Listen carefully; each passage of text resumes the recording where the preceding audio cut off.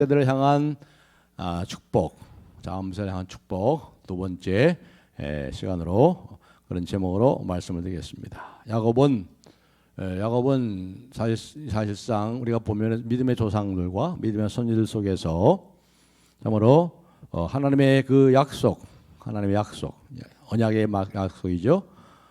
하늘의 별과 같이 땅의 모래와 같이, 그리고 내가 너를 통해 내가 한 모든 것을 다 이루기까지 내가 너를 결코 떠나지 아니하리라.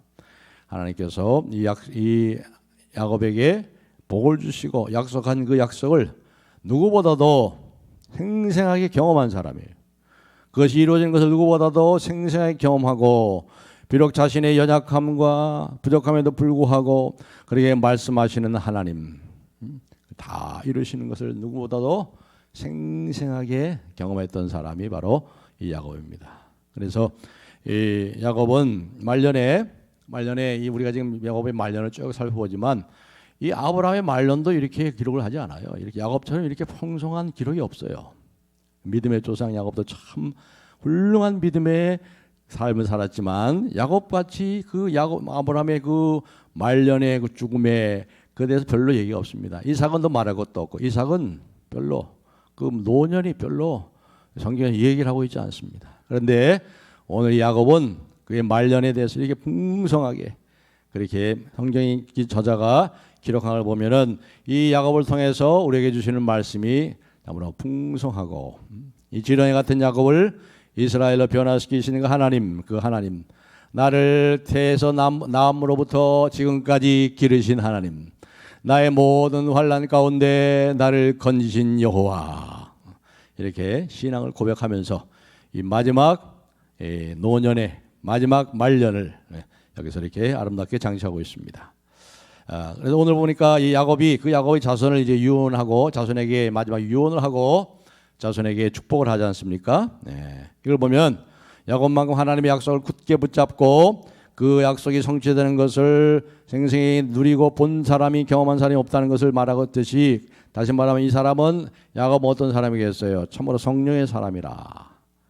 이 나이가 들수록 영성이 깊어지고 정말 성령이 충만한 사람, 그런 사람으로 변화된 이 야곱의 모습을 볼 수 있습니다. 그런 지금 야곱이 지금 자손들에게 유언을 하고 축복을 하는 것입니다. 우리가 그 아버지 이삭을 살펴본 말이죠. 우리가 이삭을 한번 살펴봤습니다만은 에서를 좋아했잖아요. 에서를. 왜 에서를 좋아했어요? 장남이었기 때문에. 사실 에서하고 이 야곱이 뭡니까? 발꿈치를 갖고 나왔으니까 뭐 장남과 차남 뭐 몇 년 차이도 아니고 붙잡고 나왔잖아요. 그런데 에서를 더 좋아했어요. 이 에서를 좋아했단 말이죠. 왜 그랬어요? 이 탐식이 좀 있었어요. 이 이삭은 먹는 걸 좋아했어요. 나이가 늙으면 욕심이 없어져야 되는데 이 탐식은 계속 있어요. 그래서 이제 내가 너에게 축복할 테니까 이제 맛있는 것을 사냥해서 요리를 해가지고 내게 와라. 내가 너에게 먹고서 내가 마음껏 축복하겠다. 이게 이삭의 모습이에요. 늙어도 욕심이 버리잖아요. 노욕이 끊이잖아요. 그 탐식, 먹음에 대한 이 맛있는 음식에 대한 그 욕심. 그래서 에서를 좋아했지만, 그래서 에석을 축복했지 않았습니까? 그런데 그 이삭은 자기가 누구를 축복하는지도 모르고 축복을 했단 말이에요. 이게 에석의 말년이에요. 이삭의 말년입니다. 이삭이 말년에 눈이 어두워졌는데 육신의 눈까지 어두운 게 아니고 영의 눈까지 어두워졌어요. 영의 눈까지 어두워져서 자기가 축복하는 자가 누군지도 모르고 축복을 했다는 거죠. 그러나 우리가 이삭의 아들 이 야곱을, 오늘 우리가 살펴본 야곱은 보면 말이죠. 48장 10절 한번 보세요. 야곱도 이삭처럼 말년에 어떻게 됐어요? 48장 10절 한번 보겠습니다. 제가 읽습니다. 이스라엘의 야곱이죠. 이스라엘의 눈이 나이로 말미암아 어두워서 보지 못하더라. 이삭처럼 그렇게까지는 안 됐을지라도 아마 농대장이 왔나 봐요. 농대장이 그래가지고 눈이 나이로 말미암아 어두워서 보지 못하더라. 147세니까 147세니까 눈이 나이로 말하면 어두워서 보지 못하더라. 그래서 요셉이 두 아들을 이끌어 아버지 앞으로 나아가니 이스라엘이 그들에게 입맞추고 그들을 안고. 그러니까 이 야곱도 눈이 좀 어두웠어요. 147세니까. 그러면 모세는 대단한 사람이죠. 120세에 세상을 떠났는데 그가 죽기까지 기력이 쇠하지 않고 눈이 어둡지 않았다는 거예요. 참 이 모세는 하나님께 특별하게 이스라엘의 그 출애굽의 위대한 역사를 이루게 하기 위해서 특별히 그렇게 은사를 주신 것 같고, 대부분의 사람 이삭도 마찬가지고 그리고 야곱도 마찬가지인데 말년에 눈이 어둡지만 그러나 이 야곱은 영의 눈은 어두워지지 않았어요. 영의 눈이 밝아졌어요. 영성이 깊어졌어요. 노역은 다 사라지고 붙잡으려고 얼마나 애를 썼던 사람입니까? 붙잡으려고 평생 붙잡으려고. 그러나 이제는 다 놓습니다. 다 놓습니다. 오직 하나님만 붙잡고 하나님의 약속만 붙잡고 영성이 깊어지고 그 깊은 영성 가운데 영의 눈이 환하게 열려져서 오늘 우리가 살펴보는 이 12아들에게 축복하고 유언한 말씀을 보면 그대로 다 이루어져요. 그대로 이 계시가 이 12지파에게 축복의 이 계시가 그대로 성령 충만한 영안이 깊이 열려져 있는 환하게 열려 있는 이 야곱에게 이 계시의 말씀이 임하는 걸 보면 알 수 있습니다. 그래서 하나님은 뭐라 그래요? 나는 야곱의 하나님이라 그래요. 나는 야곱의 하나님이다. 나는 이스라엘의 하나님이다. 이스라엘이 누구예요? 야곱이잖아. 야곱이 이스라엘이잖아요. 늘 그렇게 얘기합니다. 나는 야곱의 하나님이요 이스라엘의 하나님이다. 이제 우리가 이제 노년을 향해서 갑니다. 우리 말년을 향해서 갑니다. 노년에 계신 분들, 이제 말년을 향해서 가신 분들을 이 야곱을 잘 생각해 보세요. 야곱을 깊이 묵상해 보세요. 육신의 눈이 어두워지고 우리의 기력이 점점 쇠하다 할지라도 우리의 영의 눈이 환하게, 여러분의 영의 눈이 더 환하게 열리기 바랍니다. 하나님을 밝히 보고 그 소망의 하나님을 밝히 볼 수 있도록 하나님을 보고 하나님의 영광을 보고 기뻐하고 즐거워하며 우리의 인생의 마지막 길을 잘 마무리할 수 있도록 그렇게 하나님 앞에 겸손하게 하나님의 은혜를 구하고 이래 영의 눈이 깊어지고 영성이 깊어지는 이런 은혜가 있길 바랍니다. 우리의 겉사람은 후패할지라도 우리의 겉사람은 후패하고 눈이 어두워져요. 기력이 쇠합니다. 그러나 우리의 속사람은 거듭난 자는 날로 새롭도다. 날로 이걸 사모하시고 이제 60이 넘으신 분들 60을 향해 가시고 하신 분들 이제 우리의 말년 이렇게 야곱처럼 영성이 깊어지고 정말 영의 눈이 환하게 열려져서 환하게 보시기 바랍니다. 그래서 1절에 보면은 뭐라고 그랬어요? 49장 1절을 다 같이 한번 다시 읽겠습니다. 시작. 야곱이 그 아들들을 불러 이르되 너희는 뭐이라? 너희가 후일에 당할 일을 내가 너희에게 이르리라. 후일에 당할 일을 하나님의 계시가 성령이 충만한 야곱에게 이 계시가 성령의 계시가 임해가지고 12아들들에게 유언하면서 그리고 계시의 말씀을 주면서 그들에게 축복하는 것입니다. 특별히 이 야곱은 그걸 경험한 사람 아니에요. 자기에게 약속하신 것을 다 이루신 그 약속하신 축복들을 이루신 그 하나님을 누구보다도 생생히 경험했기 때문에 그래서 이 야곱은 이렇게 하는 말은 굉장히 의미심장한 것입니다. 자기가 경험한 하나님을 자손들에게 장래에 나타날 일에 대해서 당할 일에 대해서 내가 예언하리라. 여러분 사실 그랬습니다. 우리가 자손들에게 유언하고 축복하는 것은 이건 하고 싶다고 할 수 있는 게 아니에요. 잘 생각해 보세요. 갑자기 세상을 떠날 수 있어요. 치매 걸려서 그렇게 못할 수 있어요. 혈관 질환 때문에 거동도 못하고 말도 못하고 침상에 누워서 그냥 갈 수 있어요. 3년, 4년, 5년, 7년. 심각하게 생각하세요. 우리가 아무나 유언할 수 있고 이렇게 축복할 수 있는 게 아니에요. 물론 이제 유언장을 미리 써놓으면 좋겠죠. 유언장을 써놓은 분도 계시더라고. 80 넘으신 분 가운데 유언장을 미리 써놓으신 것도 좋은 방법일 겁니다. 그러나 이렇게 여기 야곱은 그 영성이 깊어지고 눈이 환하게 열려져서 자손들에게 유언하고 축복을 하고 그리고 뭐예요? 눈을 감았다고 그래요. 거기 보면은 말씀이 나오지 않았습니까? 말씀의 49장 거기 보시면 33절 제가 읽겠습니다. 33절 야곱이 아들에게 명하기를 마치고 그 발을 침상에 모으고 숨을 거두니 그의 백성에게로 돌아갔더라. 이 마지막을 정말 아름답게 멋있게 자손들에게 유언을 하고 자손들을 한 사람 한 사람 축복하고 나서 이제 야곱이 숨을 거뒀다는 거예요. 여기 있는 분들이 다 그렇게 여러분의 말년을 여러분 임종을 이렇게 맞이할 수 있기를 주님의 이름으로 축복합니다. 예. 자 이제 봅시다. 여기 이제 야곱의 유언과 축복을 우리 한번 살펴보겠습니다. 보통 이런 말이 있잖아요. 보통 이런 말이 있죠. 새가 죽을 때 그 소리가 슬프고 사람이 죽을 때 그 소리가 어떻대요? 선하다 그러죠. 새가 죽을 때는 그 소리가 슬프고 사람이 죽을 때는 그 소리가 선하다. 보통 그렇게 얘기를 합니다. 그러니까 마지막 죽음을 앞두고 어떻게 합니까? 다 용서한다. 다 용서한다. 끝까지 함께 해줘서 고맙다. 여보 끝까지 함께 해줘서 고마워. 다 용서한다. 다 덮어주고 좋은 말하고 덕스러운 말하고 그러잖아요. 그래서 사람이 죽을 때는 그 말이 선하다고 그러는데 오늘 여기 야곱은 안 그래요. 야곱은 안 그렇습니다. 야곱은 그렇지 않습니다. 야곱의 이 유언을 보면 그렇지 않습니다. 그 아들들의 지금까지 살아온 삶의 과정에서 일어난 일들, 했던 일들 그것을 다 기억합니다. 이 야곱이 기억력이 아주 비상해요. 다 기억합니다. 치매 없습니다. 이 야곱은. 그 아들들이 했던 것을 다 중요한 일을 다 기억하고 또 그들의 충성과 헌신의 정도에 따라서 그들에게 예언하고 축복을 하는 것을 우리가 여기서 볼 수 있습니다. 그냥 다 덮어주고 내가 다 용서한다. 그래 그까지 다 함께해서 고맙다 하고 덕스러운 말 그런 게 하는 게 아니라 여기서 참으로 이 아들들의 그 삶의 모든 과정에 했던 일들을 다 기억하고 그들의 충성과 헌신의 정도에 따라서 이 야곱이 축복을 했다는 거예요. 요언을 했다는 거예요.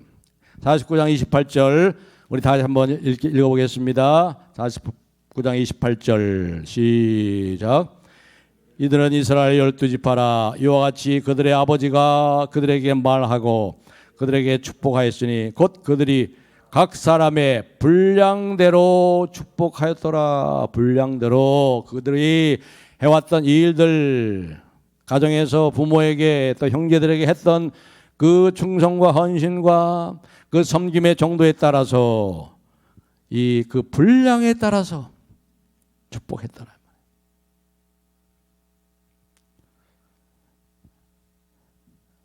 여러분 여기 보면 참 이걸 보면요. 우리가 이제 쭉 살펴보겠습니다만 12지파에 대해서 이제 하나하나 이제 축복을 하는 것을 보면은 이 야곱이 이 아들들을 너무 잘 알아. 기가 막히게 잘 알아. 이 아들 자신보다도 더 아버지가 더 잘 아는 것 같아. 저도 두 아들이 있지만요. 제가 제 아들을 더 잘 압니다. 자기들이 자기 아는 것보다 제가 더 잘 아는 것 같아. 여러분 부모 안 그렇게 생각합니까? 여러분 여기 지금 아버지도 계신데 어머니도 계시지만 우리 자신이 나 자신이 나를 아는 것보다 사실 아버지가 아버지가 더 잘 알아요. 또 저희 목회자의 입장에서 보면은 우리 성도님들의 이렇게 신앙생활을 이렇게 쭉 살펴보고 보면은 성도님 자신들이 자신의 신앙의 그 상태보다도 제가 어떤 면에서 여러분들의 신앙 상태를 더 잘 알 수 있어요. 오늘 이 야곱이 말입니다. 이 12아들을 축복하는데 얼마나 그 아들들에 대해서 정확하게 아는지 몰라요. 정확하게. 그들의 과거가 어떻게 그들의 오늘을 만들었고 그들의 오늘이 어떻게 내일의 그들을 만들 것인가, 그들의 내일을 오늘이 어떻게 만들어갈 것인가 아주 정확하게 봅니다. 정확하게 알고 있어요. 그래서 여기 보면은 이 유언에 보면은 심판적인 내용도 나옵니다. 심판하는 거예요. 막 심판의 말을 해요. 그리고 예언적인 심판적 예언적인 말이 나옵니다. 이걸 보면 우리가 이걸 넓게 우리 자신에게 적용하면 말이죠. 하나님은 우리에게 복을 주시고 은혜를 주세요. 하나님은 약속대로 하시고 하나님 우리에게 복을 주시기를 기뻐하시고 은혜 베풀기를 기뻐하세요. 그렇다면 그 하나님에 대해서 우리는 어떻게 응답해야 될 것인가? 이게 굉장히 중요한 성경의 주제거든요. 제가 세 가지의 중요한 성경의 주제에 대해서 말씀을 드려요. 첫째는 하나님 누구신가요? 하나님 누구신가? 하나님 어떤 분인가? 하나님 우리가 믿는 믿음의 대상을 알아야 그분을 제대로 따라갈 거 아니에요. 그렇죠? 하나님 누구신가? 하나님 어떤 분이신가? 그다음에 두 번째 하나님의 나라는 어떤 나라인가? 굉장히 성경의 중요한 주제예요. 그리고 세 번째는 뭐라고 그러죠? 우리를 부르시고 우리를 구원하시고 우리를 사랑하신 그 하나님 앞에 우리는 어떻게 응답하며 살 것인가? 이게 굉장히 중요한 주제란 말이에요. Reaction to God's action. 하나님의 행동에 대해서 하나님이 우리에게 구원을 베푸시고 복을 주시고 도와주신 하나님, 나를 살리시고 모든 복을 허락하신 그 하나님 앞에 나는 어떻게 응답하며 살 것인가? 굉장히 중요한 거예요. 하나님의 구원은 우리에게 응답을 요구하는 것입니다. 여기도 야곱도 마찬가지예요. 야곱도 심판적이고 예언적인 그런 축복을 갖고 유언하면서 각 사람의 분량대로 그들이 어떻게 하나님에게 충성하였고 교회, 가정에, 부모에게, 형제들에게 참으로 충성하고 헌신했느냐, 섬겼느냐, 거기에 따라서 축복하는 거예요. 그렇다고 여러분, 오늘 이제 말씀을 보면은 이제 우리가 알 수 있듯이 이것이 숙명론이나 운명론이 아니에요. 말씀에 그렇게 됐기 때문에 그냥 거기서 숙명론으로 받아들이고 운명론으로 받아들이고 어쩔 수 없구나. 그게 아닙니다. 그 말은 뭘 얘기하느냐면 이 얘기는 뭘 얘기하냐면 굉장히 중요한 얘기예요. 오히려 우리에게 뭡니까? 우리에게 응답을 요구하고 이것이 우리에게 격려하고 분발을 일으키는 것이 되어야 된단 말이죠. 내가 어디서 떨어졌는지, 내가 어디서 실패했는지, 내가 어디서 잘못했는지 새로운 기회를 우리에게 주는 거예요. 이걸 통해서. 그래서 새롭게 결심하고 새로운 기회로 삼고 새로운 선택을 하고 그래서 더 나은 미래를 만들 수 있다는 것입니다. 이게 운명적인 것이 아니고 숙명론적인 것이 아니에요. 새로운 기회를 우리에게 격려해주고 분발시키고자 하는 그런 의미가 있는 거죠. 야곱이 자기 아들들에게 아무리 심판하는 것처럼 말했다 할지라도 그 경고는 축복을 위한 아버지의 사랑의 기대가 있는 거예요. 아버지가 그래서 아버지잖아요. 야곱이 아버지잖아요. 이스라엘이 아버지잖아요. 어찌 아버지가 그 아들이 잘못되기를 바라는 아버지가 어디 있겠어요. 그 아버지가 어찌 아들을 심판만 하는 아버지가 어디 있겠어요. 더구나 하는 아버지는 야곱과 다르잖아요. 너희가 악할지라도 자식에게 좋은 것을 줄 줄 알거든. 하물며 하늘에 계신 너희 아버지께서 구하는 자에게 좋은 것을 주지 않겠느냐.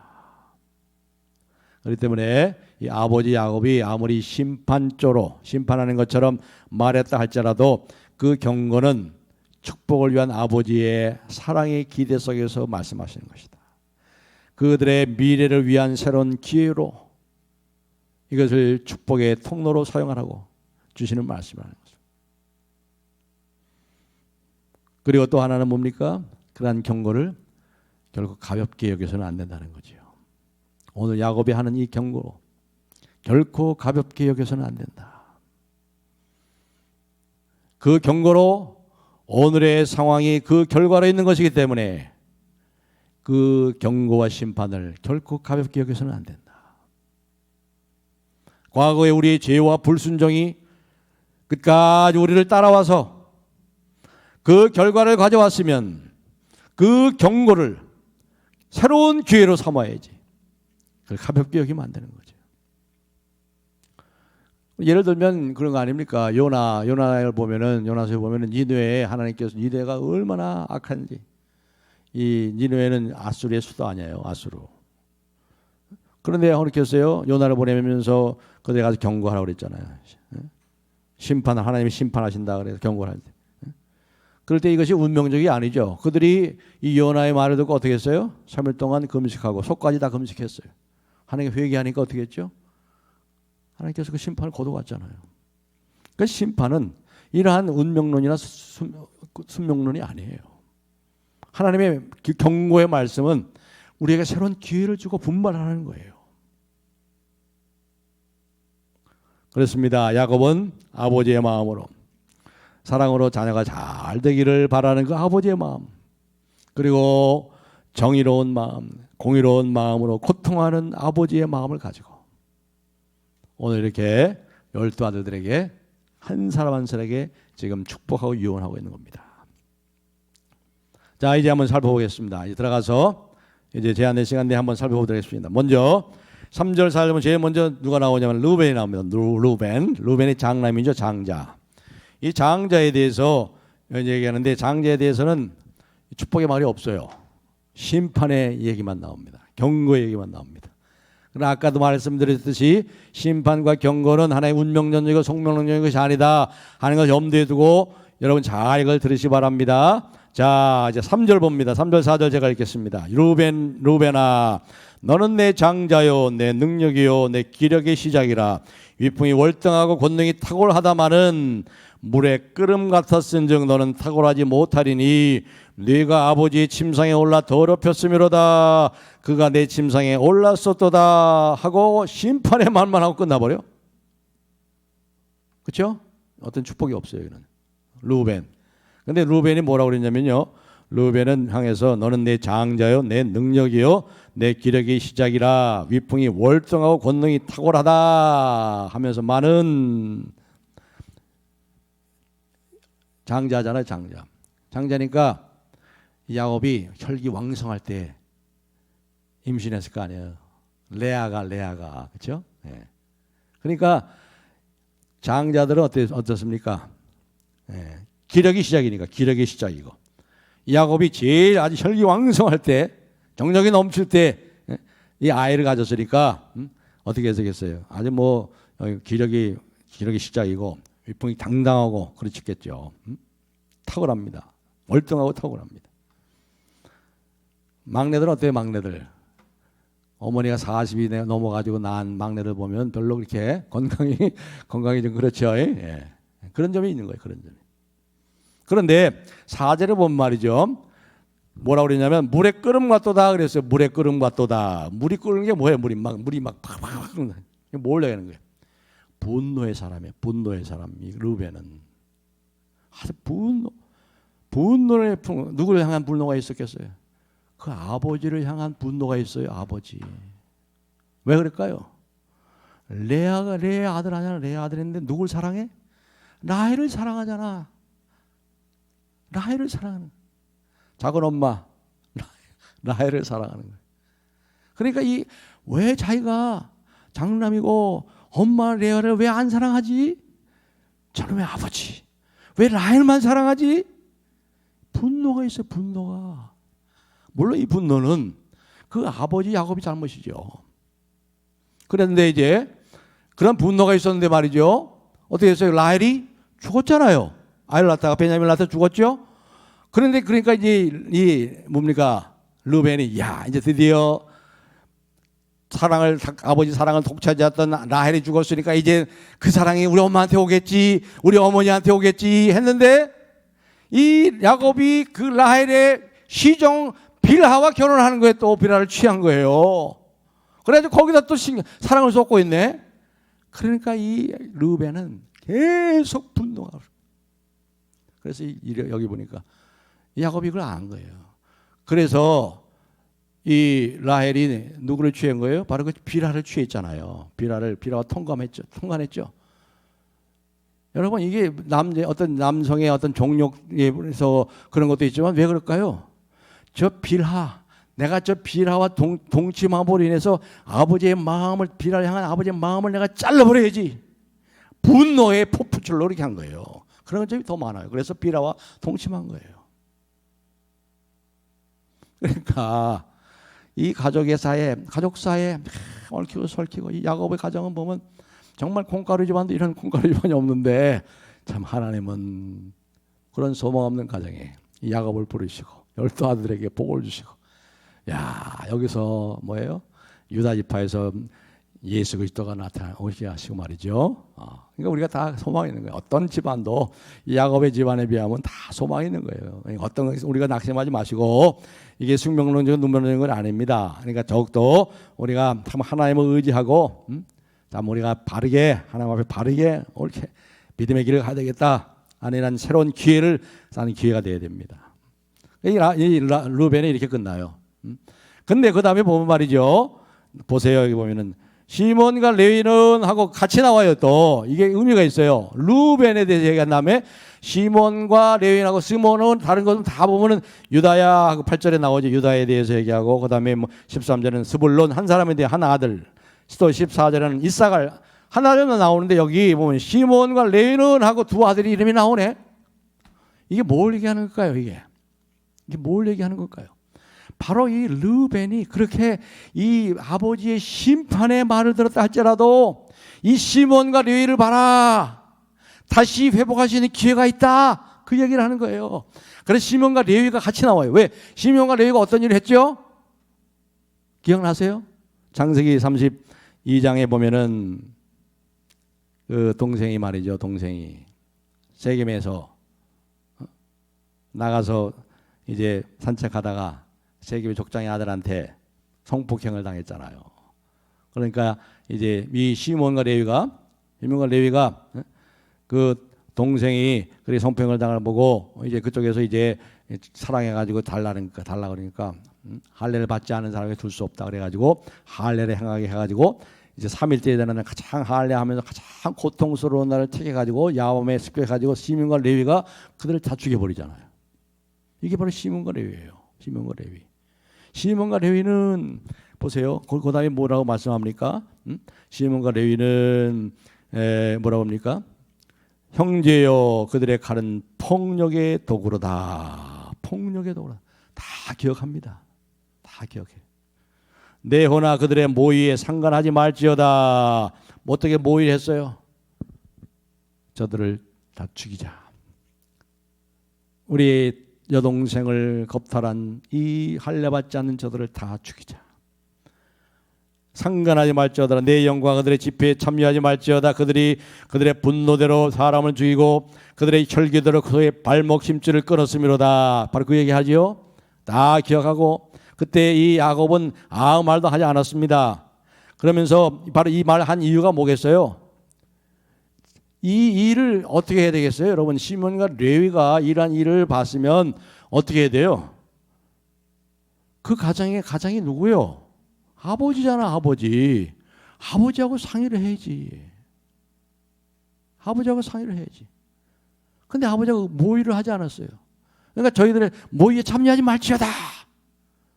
이 어떤 분노가 있어요. 이 두 아들에 대한. 아버지가 있음에도 아버지를 제쳐놓고 지들끼리 결정해놓고 지들이 아버지 자리에 앉아가지고 지들 마음대로 아버지 가장의 자리를 빼앗았어요. 다른 말로 하면 지가 하나님 자리에 앉은 거야. 지가 하나님 자리에. 자기가 하나님 자리에 앉아가지고 자기가 복수를 해. 원수 갚는 것이 누구에게 있다고요? 원수 갚는 것이 내게 있으니 내가 갚으리라 주께서 말씀하시는 하나님께 맡겨야지. 그것도 하나님께 갚아주시니까. 근데 지가 하나님 자리에 앉은 거예요. 지가 아버지 자리에 앉은 거예요. 하나님께서 복수해 주시는 것을 인정하지 않았어요. 네가 하지 말라. 복수는 하나님이 하신다. 하나님 갚으신다. 저 어떻게 했습니까? 그래서 결국은 7절에 보시면 그 노여움이 혹독하되 저주를 받을 것이요 분기가 맹렬하니 저주를 받을 것이라. 저주란 말이 두 번이나 나와요. 시몬과 레위. 그들은 야곱 중에서 나누며 이스라엘 중에서 흩으리로다. 그렇습니다. 그래가지고 이 시몬은 나중에 이제 유다 지파에 흡수돼 버려요. 나중에 보면은요 유다 지파에 흡수돼 버리고 이렇게 해가지고 흐지부지 가나안 정복 이후에 이 시몬 지파는 거의 사라졌어요. 그런데 여기 시몬과 레위라고 그랬죠? 레위 지파는 어떻게 된지 아세요? 레위가 봐도 같이 이 모의에 참석하고 아버지의 그 자리를 빼앗고 말이죠. 지가 하나님 돼가지고 스스로 결정해가지고 이렇게 했지 않았습니까? 그런데 어떻게 됐습니까?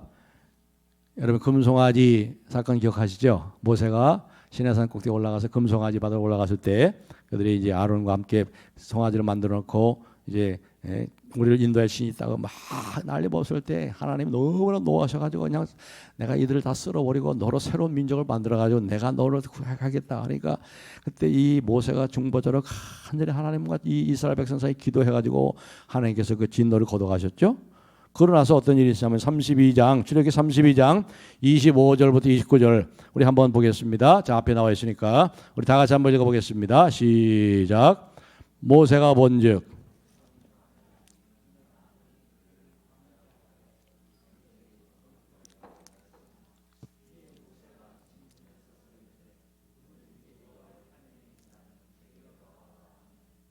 레위 자손이 다 모여 그에게로 가는지라. 모세가 그들에게 이르되 이스라엘 하나님 여호와께서 이렇게 말씀하시기를 너희는 각각 허리에 칼을 차고 전 이문에서부터 저문까지 왕래하여 각 사람이 그 형제를 각 사람이 자기 친구를 각 사람이 자기 이웃을 죽이라 하였느니라.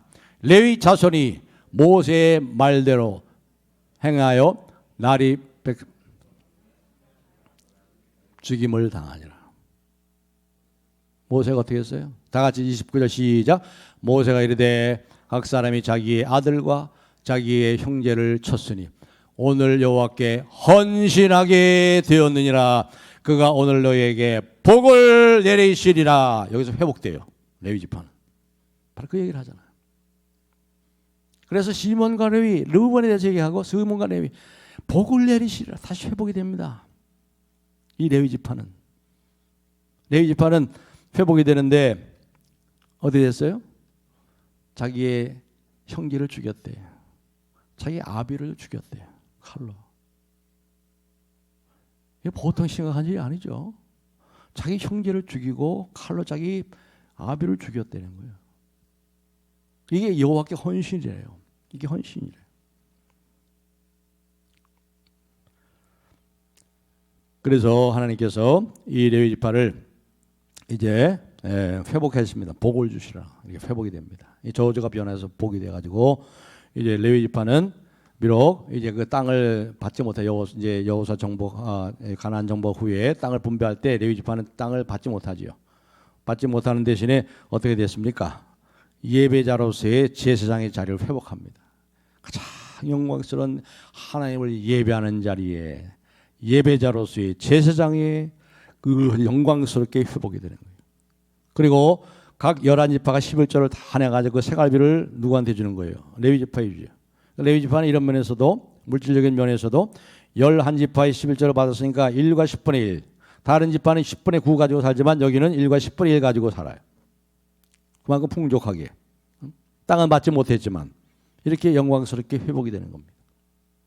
그렇습니다. 이게 바로 그거에 아까도 말씀드렸죠. 운명론적이고 숙명론적인 것이 아니다. 이것은 뭐예요? 이 심판과 경건은 우리에게 새로운 기회. 오늘의 기회가 내일을 새롭게 만든다는 거예요. 바로 이 시몬과 레위는 그래 바로 따로 나오는 겁니다. 바로 루벤 다음에 시몬과 레위. 시몬은 그렇게 회복할 기회가 있었지만은 안 했죠. 없었어요. 그것을 회복을 못했어요. 그래서 그냥 유다 지파에 흡수돼 버리고 맙니다.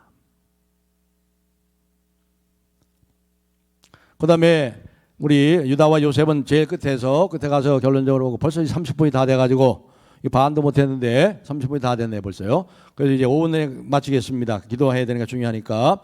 이제 보시면요. 여기 보시면 유다 지파는 넘어가고 여기 스불론이 나오죠. 13절 보겠습니다.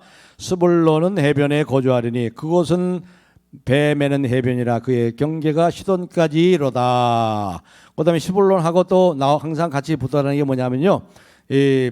납달리가 나오면 납달리 21절 보겠습니다. 21절 납달리는 노인 암사슴이라 아름다운 소리를 발하는도다. 이렇게 나옵니다. 스불론 납달리. 이 스불론은 어디에 위치하냐면 지중해 이제서 거의 제일 가까운 데 이제 위치합니다. 그러니까 이들이 어떻게 되냐면 이 해상 무역에 있어서 아주 뛰어나게 이 하는 지파가 바로 이 스불론이에요. 그리고 스불론과 또 납달리 같은 데 보면은요. 납달리는 이렇게 보면은 스불론과 납달리는 굉장히 그 이스라엘 12지파 중에서 소외된 사람 중에 한 사람입니다. 좀 거기가 지형이 좀 어둡고 뭔가 소외되고 말이죠. 좀 외롭고 그런 것이었어요. 그런데 예수님께서 하신 말씀이 있습니다. 마태복음 4장 15절 16절 한번 보실까요? 다 같이 한번 읽겠습니다. 15절 16절 시작. 스불론 땅과 납달리 땅과 요단 해변길이 이방의 갈릴리여 흑암에 앉은 백성이 큰 빛을 보았고 사망의 땅과 그에 앉은 자들에게 빛의 빛이었도다 하셨느니라. 예, 보면은 이 스불론과 납달리 땅이 이스라엘 중에서 가장 척박하고 외롭고 참으로 그런 땅입니다. 그러니까 가장 어렵고 가장 발전하지 못한 곳이었었어요. 그런데 예수님이 뭐라고 그랬어요? 거기에 어둘수록 어두운데 하나의 빛이 비치는 거예요. 오히려 이렇게 뭡니까? 외롭고 좀 척박하고 말이죠.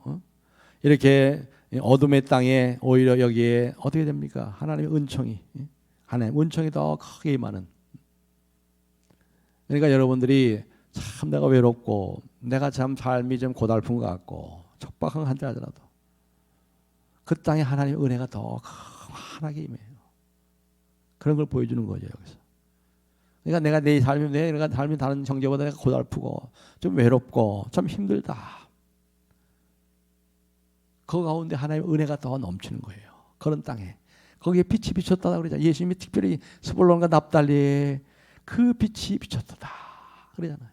예수님이 특별히 그 지역에서 많이 갈릴리 이 지역에서 많이 또 사역하셨잖아요. 그 다음에 여기 보면 단지파가 나오죠. 단지파. 그 다음에 이제 16절 보면은 단은 이스라엘의 한 지파 같이 그의 백성을 심판하리로다. 단은 17절 길섭의 뱀이요 새끼의 독사로다. 말급을 물어서 그 탄자를 뒤로 떨어지게 하리로다. 이렇게 하는데 이 단지파 여러분 단지파는 여기 뭐라고 그러냐면은 단지파는 길섭의 뱀이요 새끼의 독사로다. 그러니까 이 뱀은 어떻습니까? 아주 재빠릅니다. 재빠르고 그다음에 제일 지혜롭고 총기가 있죠. 뱀이 지혜롭습니다. 총기가 있어요. 그리고 아주 독해요. 아주 끈질깁니다.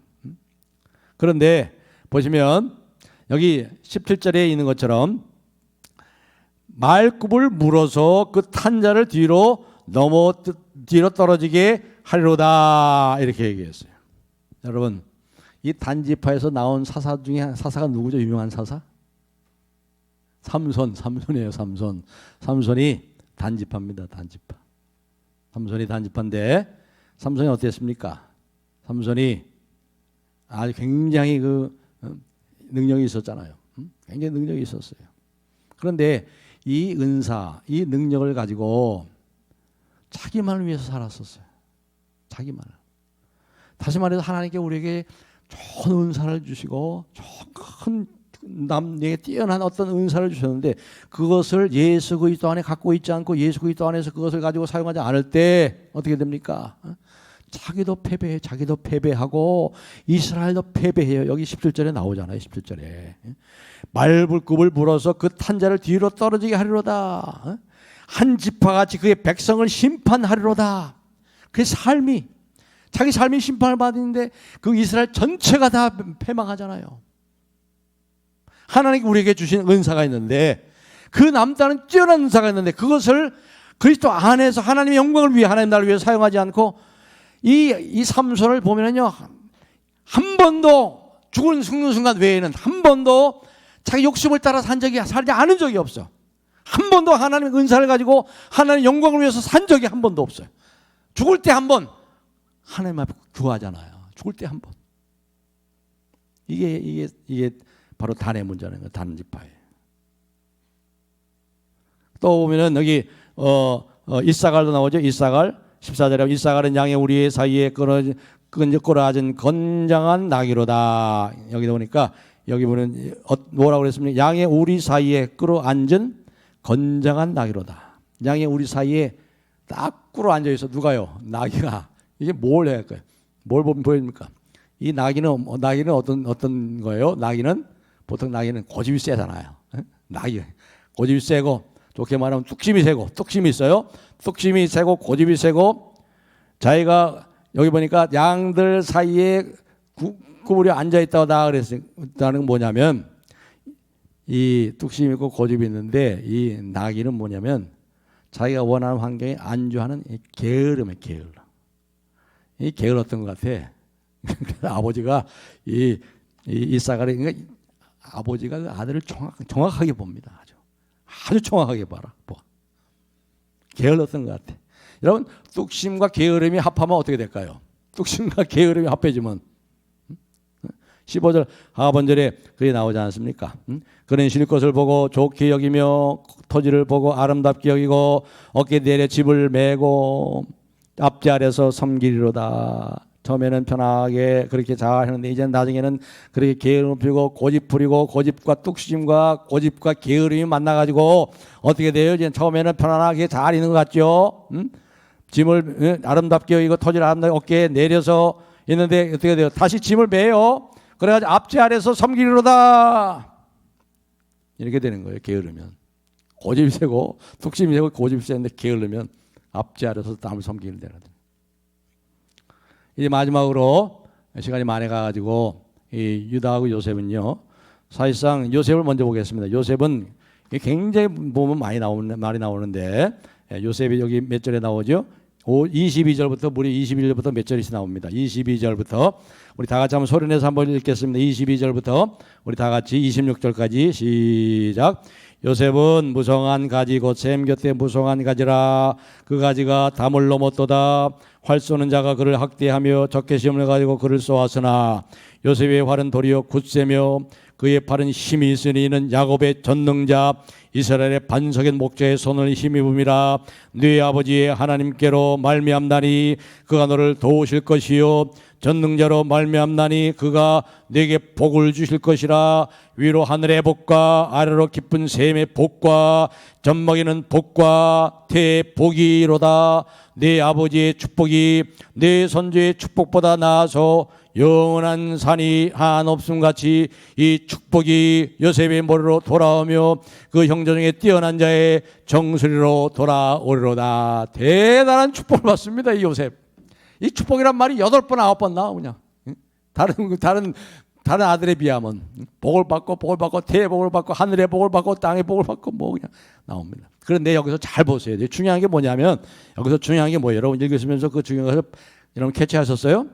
뭐라 그럽니까? 여기 24절에 요셉의 팔은 도리어 굳세며 그의 팔은 힘이 있으니 이는 야곱의 전능자 이스라엘의 반석인 목자의 손을 힘음이라. 하나님을 찬송하고 있어요. 요셉을 이렇게 인도하신 하나님, 이 환난에 건지시고 이 종리 대신을 만드셔서 이스라엘의 70명을 불러내시고 이 영광의 하나님 나라를 이뤄가시는 하나님을 찬송하고 있어요. 하나님을 얘기하고 있어요. 이가 애굽의 전능자, 야곱의 전능자, 이스라엘의 반석인 목자의 손을 힘입음이라. 그다음에 뭐라 그랬어요? 25절 네 아버지의 하나님께로 말미암나니 하나님께로 모든 것이 왔다. 여러분 자녀들에게 그렇게 축복하셔야 돼. 하나님 없이는 살 수 없다. 하나님을 떠나서는 너희들은 망한다. 이 얘기를 해야 되는 거예요.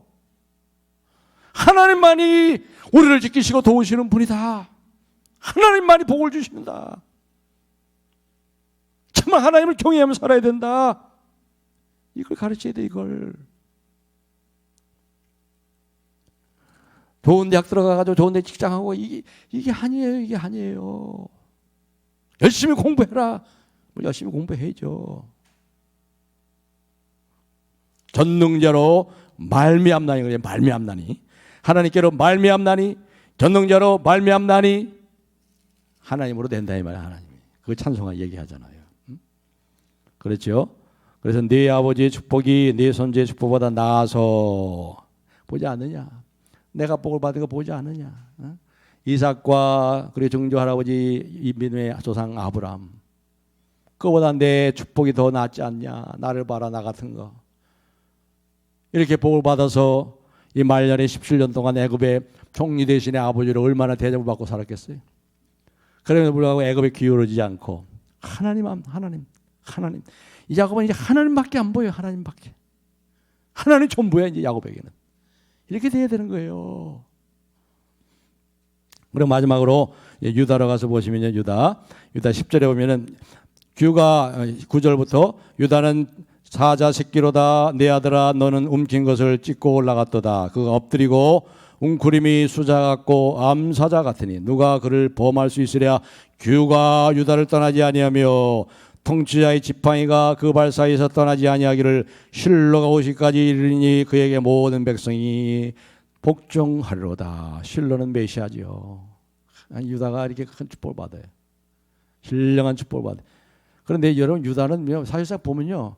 별 볼 일 없어요. 유다는 별 볼 일 없는 아들 아니에요? 어떻게 됐어요? 자기 며느리 다 말하고 어떻게 됐어요? 통관을 했잖아요. 자기 며느리인지 모르고 창녀로 변신했는데 창녀하고 통관을 해가지고 이게 유다잖아요. 별 볼 일 없는 사람이에요. 이 사람이. 근데 하나님께서 이 유다를 또 이렇게 축복하시네. 파격적인 은혜로. 그래서 여러분 유다 지파에 유명한 사람들이 나오죠. 누가 나옵니까? 갈렙 유다 사람이에요. 갈렙이. 여호수아 갈렙. 그 다음에 또 누가 나와요? 왕 중의 왕. 지상의 구약시대. 다윗이잖아요. 다윗.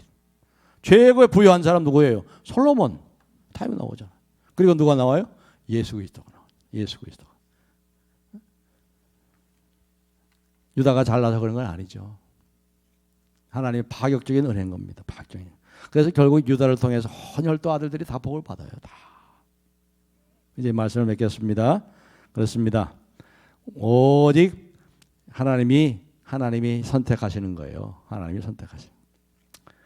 우리가 선택을 받은 거죠. 저와 여러분이 선택을 받은 거죠. 우리가 선택을 받았습니다. 우리를 부르셨으니 그 하나님의 부르심 앞에 늘 우리가 순종으로 충성으로 헌신하시고 우리가 여기 보면은 이 집합 가운데 특별히 비즈니스 하는 사람들이 나오고 많이 나옵니다. 여기 다 시간이 없어 다 말씀을 못 드렸는데 우리가 가정주부로 부름 받았든지 또 뭐 비즈니스맨으로 하든지 뭐 선생님이 되든지 의사가 되든지 상관없이 하나님 부르신 대로 말이죠. 그것을 가지고 하나님의 영광을 위해서 우리가 은사를 가지고 잘 하시면 하나님께서 뭡니까? 복을 주시고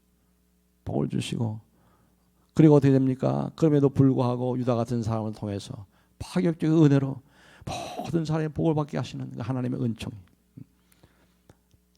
그대로 이루어지는 거죠. 오늘 말씀을 통해서 우리도 하나님 앞에서 부르심 앞에 참으로 이것을 기회로 어제 내가 오늘을 만드는 겁니다. 오늘의 나를 만들고 오늘의 내가 내일의 나를 만드는 것입니다. 그렇게 하면서 참으로 그러나 우리가 숙명론에 빠지 마시고 또 이것은 뭐예요? 기회는 거예요. 기회예요.